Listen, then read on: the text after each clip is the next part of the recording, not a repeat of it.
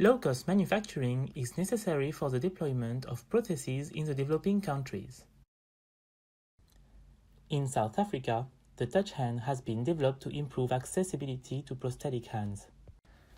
These are generally controlled by surface-electromyographic measurements taken from the residual limb with gel electrodes.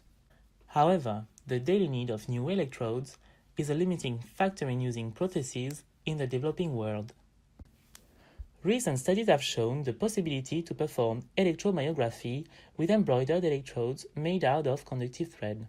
These have the potential to be suitable to the developing countries as they are reusable, flexible, and low cost, with a unit price 38.5% lower than a disposable gel electrode. In this study, the embroidered electrodes are used for electromyography to show that they can be applied for myoelectric hand gesture recognition. To demonstrate it, surface electromyography experiments were performed with amputees in South Africa with textile and gel electrodes. They were asked to perform a set of false gestures with their phantom limb while data were recorded from the residual muscles.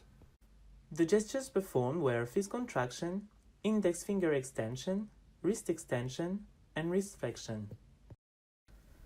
After signal processing, a multi-class support vector machine classification was applied to perform gesture recognition. The gesture recognition accuracy computed after classification showed that textile electrodes have similar performance than gel electrodes. The results suggest that textile electrodes could be an alternative affordable interface with a recognition accuracy reaching 97.91%.